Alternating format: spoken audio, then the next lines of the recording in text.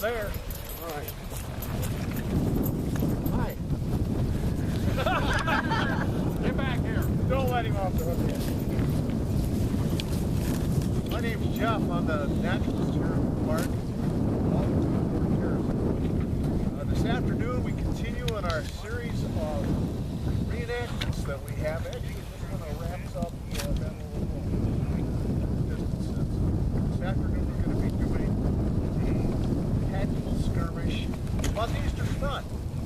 So, welcome to have all of you here on a lovely, lovely day. Actually,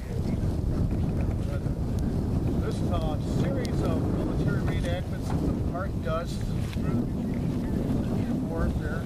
My colleague next to me is Chris Schneider. I'll turn this over to him in a second. Our schedule of these events is actually on the website, so if you're in the computer world, you can find us on Facebook. We've got any number of different ways to get our schedule. We usually operate about a month in advance. The next military reenactment coming up will be the first weekend of May, and it'll be World War I. So the weather should be a little more pleasant, and we'll be talking about World War I and the fort's involvement in the First World War. So that will be coming up shortly. The Museum of 20th Century Warfare is open from Thursdays to Sundays at 10 a.m., I believe. It's a free museum, so if you've not had a chance to go through there, please stop in. This gentleman was here this afternoon. Our visitor center is open Wednesdays through Sundays, 8:30 to 4. We have a little more information about the fort, actually its history more than anything else. So we'd love to have you pop in, take a look at some of the things that we have on there. And again, the schedule of our events is located on all the information boards, and electronically we have it all over the place. And if you need a paper copy because you're old school like me, we have those. Again, thank you all for coming this afternoon. Enjoy what they have to share with you. I'll turn this over to Herr Schneider, our guy. Good afternoon. Start right in here with talking about the different soldiers you're going to see today. On the east here, appropriately distanced, is a member of the Workers' and Peasants Red Army, abbreviated RKKA. He's wearing Telegreka winter coat, which is 2 layers cotton with wadding fits into it. It's quite warm in the winter, but it does absorb water. It's not real good in cold wet. But when you get down below 20 degrees, these things come into their own. He does not have the matching pants on, because it's simply not cold enough for him. He's wearing the Greka hat, which is a very typical cap for winter.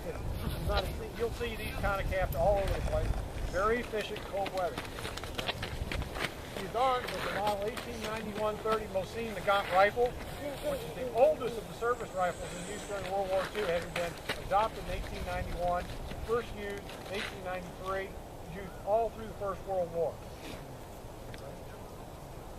This is a late war style uniform, so he only has a single 2-pocket ammunition pouch. 30 rounds in this.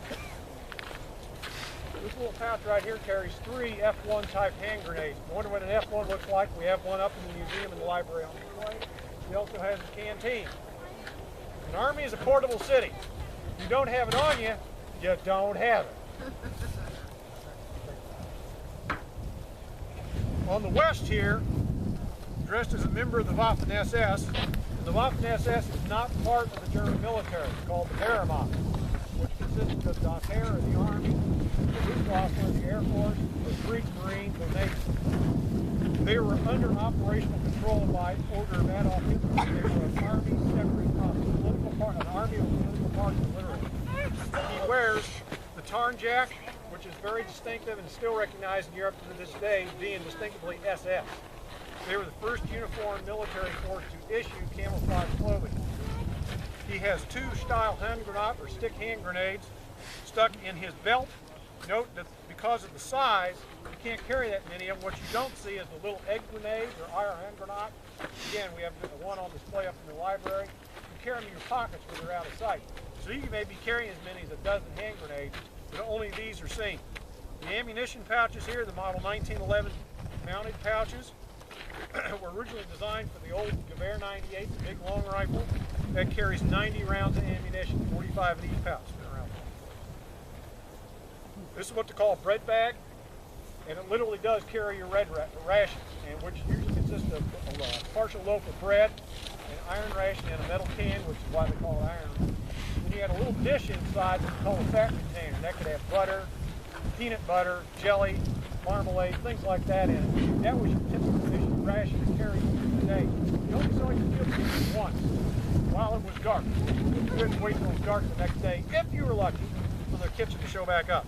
It also has a canteen on again, because like I said, it's a portable city.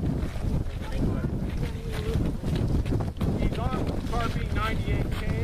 K stands for short. The original Gewehr's are about that long. This qualifies as short. It's still about 9.5 pounds. Bolt action rifle, just like the Scott is. Advantage, this is a rimless round. This is the rifle that's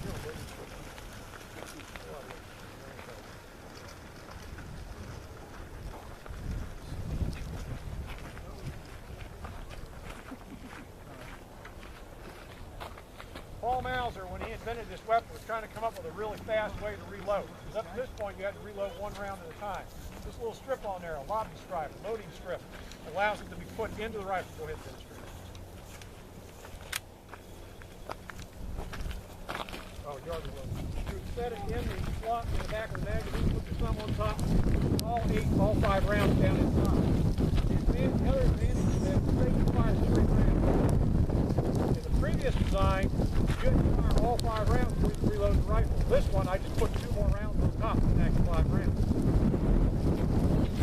Every major army, after the invention of the Gewehr, or the adoption of the Gewehr 98, 1898, 1899, adopted the loading strip under a variety of different names. You got the Soviet version of it.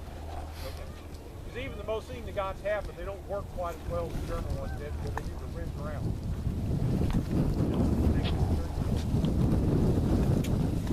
I am wearing what the Germans call the Winter-Pampas, the winter fighting uniform. First uniform for fighting any kind of weather. It consists of insulated trousers, insulated jacket, and a hat that goes with it, which I don't have with me because it's not cold enough for it. There was a pair of over mittens that would fit over these. I'm just wearing gloves right now. Again, it's not cold enough. Plus felt boots. There was a set of liners you could wear with this for when it got below 0. And these uniforms were literally designed to be worn at minus 70 degrees. At that temperature, if I had all that on standing out here right now, I'd be overheated. As it is, I'm open up here to let the heat out. Instead of the hat, I just got what they call a coat, which is kind of a sock that you wear over the top of your head, a typical European full weather hat. So what we're going to, well, before we get into that, Eastern Front, what's known as the Eastern Front, is the largest land campaign in military history. The front line would stretch from Washington or from New York City to Houston, Texas. Now, on any given day, there were between 4 and 8 million troops along that front line. Now, even with that large number of people out there, because of the length of the front line, the troops are usually pretty thin. So you'd end up with what they call strong points. Troops are grouped together, and your interlocking fire with the next strong point, which could be as much as a half-mile away or more, depending upon the circumstances. What we've got out here right now is what they call an outpost. The main fighting line would be somewhere back by that second line of red brick building. This is an outpost, so that the enemy's going to hit you. They've got to hit this first, gives the main line time to get ready for the battle. Despite the number of troops involved, there's a lot of downtime, and they're not fighting everywhere along that line at the same time.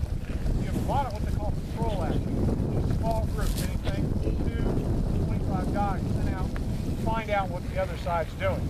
In this case, we have a German outpost. Wave at the crowd. There you go. And we have our Soviet. There we go. You just see our 2 scouts out there. They're going to harass the outpost. And the outpost is going to decide enough of this, and they're going to pick up the field phone, and they're going to call in their friendly neighborhood patrol driver offer, the mortar fire. And you'll see what the mortar fire looks like kind of there. Any questions we got right now?